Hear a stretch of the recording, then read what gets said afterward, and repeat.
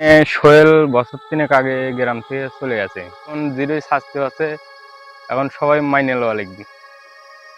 সরকারের কাছে আবেদন যাতে রামিসার মামলায় আসামি সোহেল রানা ও তার স্ত্রী স্বপ্না আক্তারের মৃত্যুদণ্ডের রায়ে সন্তুষ্ট গোটা দেশবাসী। এখন শুধু অপেক্ষা কখন তাদের ফাঁসি কার্যকর হবে। কিন্তু সেই মুহূর্তটায় কিছু মিশ্র প্রতিক্রিয়া দেখা যাচ্ছে সোহেলের গ্রামের বাড়ি থেকে। এলাকার লোকজন সোহেলের নেককারজনক ঘটনায় কেউ ক্ষোভ ঝাড়ছেন, আবার কেউ আহাজারি করছেন তার জন্য। রায় এখন এখন মানে যদি করিয়া থাকে তা কোনো সাংবাদিকের ক্যামেরায় ইন্টারভিউ দিয়েছেন সোহেলের ছোটবেলার বন্ধুর এমন বিপদের দিনে তিনি আবেগে আপ্লুত হয়েছেন। বলছেন সোহেল রানার জন্য তার খুব খারাপ লাগছে। তারা ছোটবেলা থেকে একসঙ্গে চলাফেরা করেছেন, কিন্তু ঢাকায় গিয়ে সেই বন্ধু যে এমন একটা কাণ্ড ঘটাবে সেটা কল্পনাতেও আসেনি তার। এখন যেটাই শাস্তি আছে, এখন সবাই মাইনে লওয়া লিখবি। এই রুই আমার আমি আর বলতে পারবো না, এই জন্য একসাথে চলাফেরা করেছি। রামিসার ঘটনায় সোহেলের প্রতি যে নিন্দা আর প্রতিবাদের ঝড় তুলেছে সমগ্র দেশবাসী, তাতে উচ্চ আদালতে আপিল করেও খুব একটা লাভ হয়তোবা হবে না।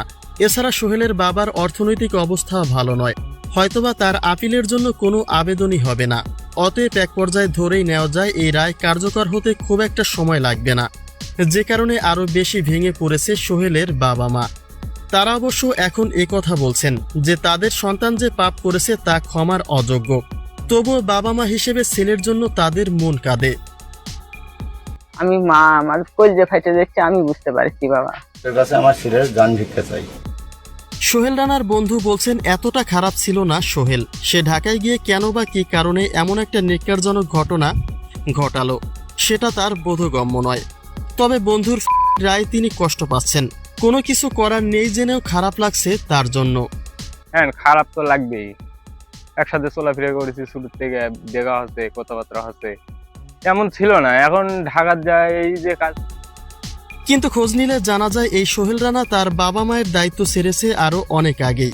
এলাকায় নানা রকম অপরাধ কাণ্ডের সঙ্গে জড়িয়ে বাবার কাঁধে 5 লাখ টাকার ঋণ চাপিয়ে দিয়ে দ্বিতীয় বউকে নিয়ে সে নিজ গ্রাম ত্যাগ করেছিলেন। কিন্তু ভাগ্য তার সহায় হয়নি, নিজের পাপের ফল পেয়েছেন সোহেল রানা।